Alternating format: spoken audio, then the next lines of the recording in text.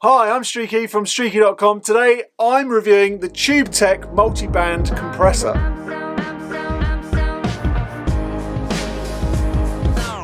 Hello, so I'm Streaky, I'm a mastering engineer, been mastering for about 25 years for high-end people and low-end people and everyone in between. I've got this channel where I review pro audio equipment. I also give my thoughts on mixing and mastering and hi-fi equipment, and just so that people can get a better listening environment, they can hear music in the right way. I'm just really into anything sound, really. So yeah, that's me. If you like that kind of thing, please ring the bell and subscribe. And right, on with the review of the Tubetech Multiband. Now this is called a SMC2B. There is a 2BM, which is the mastering version, and as a mastering engineer, unfortunately I got the non-mastering version, so that's handy. So for me it's kind of a little bit awkward reviewing something like this, because the difference between the non-mastering and the mastering, apart from the £1,000 price point, is that the pots are rotary switches rather than stepped switches. So for me that's a bit of a bummer, because when you're recalling stuff it's very difficult to recall if everything's on rotary switches. However, these days I do take photographs, so it is a lot easier than it used to be. On with what it's like. Now, Tubetech stuff, rock solid equipment, really, you know, you can't really go wrong with Tubetech, get my teeth in, Tubetech stuff. They do a lot of Pultec sort of copies, clones should we say, and that kind of thing. That's where they started. Now this compressor is the only valve, obviously Tubetech, it kind of gives it away, it's the only valve, multi-band compressor. There is an analog one by Drama, I think they do one, and also the Maselect one's very popular. I've used that extensively, so I know that really well. But this one, I wanted to get in. I wanted to check out how it sounds, wanted to know how a tube versus a non-tube sounds, so that was quite interesting to me. Let me just run through the different options that it has. At the front, these are the crossover points. So what that is essentially, if you think of the multiband as three separate compressors, and these crossover points obviously split these three sections. The good thing about this, which I like, is that not only have you got these kind of crossover points, but you can times them by 4. So there is sort of in brackets what the times 4 is, just for quick reference, because obviously your brain can't work, is that, say if I've got it at 100, flick it to 4, and then I've got 400. So, you know, that makes the crossover points a lot wider, where the other Maselect one that I've used, they're very fixed crossover points, say like 3 crossover points in between each band. So that's really nice. I also like the fact on this that on those crossover points, because it's on a rotary switch, to kind of blend in between. So you're not on just fixed places. I know, as I just said, for recall, that's not perfect, but as a kind of, okay, how's that feeling? I can kind of just feel it in, you know, blend it in. That's quite nice. Maybe if that was on more steps in between, that would be good for recall, but I do like the way on a rotary switch that works for that feature. Then you've got all the standard across here for each band. You have the threshold, ratio, attack, release, and the makeup gain. Now, the reason why I mainly use multiband is for the lows and the tops.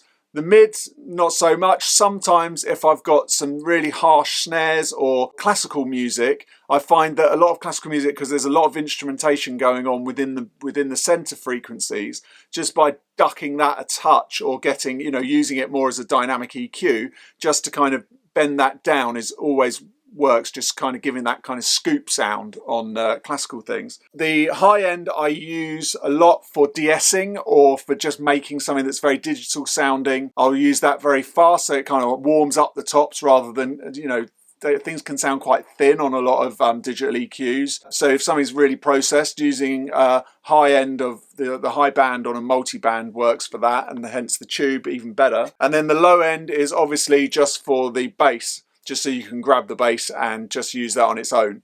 So sometimes I might use it as separate, sometimes I might use it as a whole, but they're the kind of reasons why I use a multi-band. Now, settings, different settings for different things, really. If you want it to be more of a limiter, 10:1, if you want it to be more of a kind of SSL compressor, 4:1, you've got to work it around and use your ears and really listen to what you're doing to kind of get that sound. The good thing about a multiband compressor as well is that because of the gain reduction, it kind of works as a 3-band EQ as well. So what you can do, you can set up the different bands, and then obviously everything above that frequency range, as soon as you start turning up the gain, is obviously just lifting that. So that can work quite well as a dynamic EQ. So having a multiband is always a really handy thing to have, where I just want to put a bit of top on. And as I said, these rotary switches at the bottom, that works really well with this, because if you're turning it up, you can then kind of like move those around. It gives you much more variety on the frequency range you can use. So that's quite versatile from that point of view. Again, a bit annoying, these rotary knobs on these sections, because you know they're moving around. I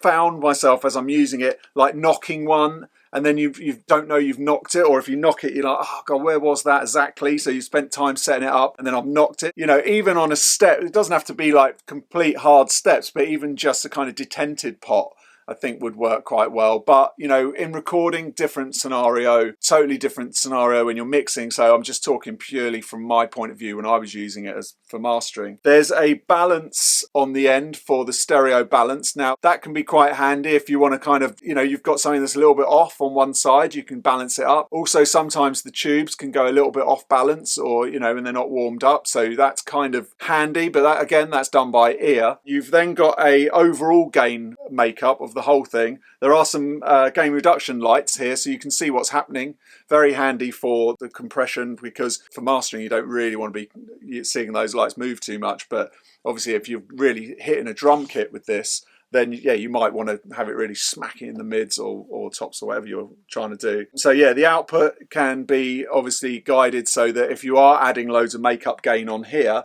then you want to kind of adjust the output here so that, you know, not everything is just not bleeding so much. And so then there's obviously an in and out, which is the bypass, and then on off, and a nice dinky light there to tell you the unit's on. On the back, pretty standard XLRs and power leads, and nothing exciting going on there. As I say, Tubetech stuff, I'll just get it right in a minute. Tubetech stuff is really good. It's really solid. Definitely worth looking at. It's not the cheapest unit in the world. I think it retails UK price at about $3,900. So add $500-600 to that, and then the mastering version is $1,000 on top, because obviously it needs to be wired differently inside. So not the cheapest of box. As I said though, very versatile. Now, how does it sound? Let's move on to how I got it sounding. So the whole point of this was, I know what multibands sound like. You know, you can use the Fab Filter multiband if you're going plug-in wise. You know, you can use the Maselec. The Maselec has got its own sound. Maselec sounds, you know, it's killer anyway, not that coloured. So this is a kind of the opposite of that, very coloured. People always throw the word musical, a musical EQ or a musical compressor. And I kind of get what they're saying, but not totally, until I started playing around with this. And this is super musical. So I was using it in the low end. And where if I use the Fab Filter in the low end for compression, it's very functional. It's not really doing a lot. It might hold things back and kind of, it just does its job. It doesn't add anything else apart from doing its job, which is fine. It's got its place, but it's very flat sounding.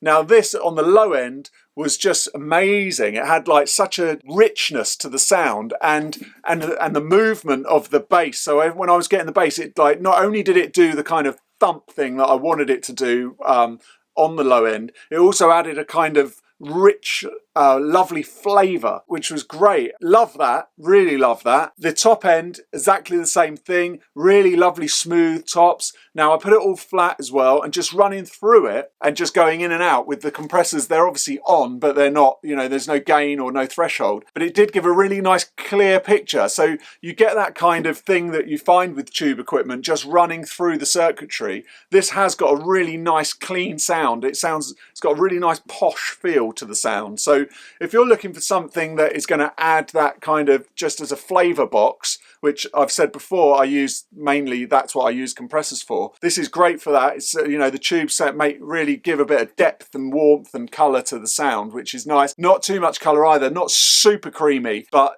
just enough so that it's like just a really lovely smoothness, but not too thick so it's clouding the sound. It's more kind of just as I say, quite just riches the sound up a little bit. So just having a box to do that is brilliant, but also having one that can then use as a de-esser in the top end. It's very fast release on here, so you can get those kind of fast releases on the de-esser. You can use it as a bit of a kind of tubey EQ as well, and then you've also got a nice bit of certain variations on the compressor. So you can do quite a lot with these boxes. So value wise, I think they're really good. So definitely check this out. So I think I've covered it. That's the Tubetech Multiband. If you like this kind of thing, please let me know in the comments if you've used one, how you've used it, and how you found it, how you found the sound. I'm here every day doing these types of videos, so please make sure you subscribe. My subscribers aren't too great, so I need more, so do it now. Thanks for watching. Until next time. Bye.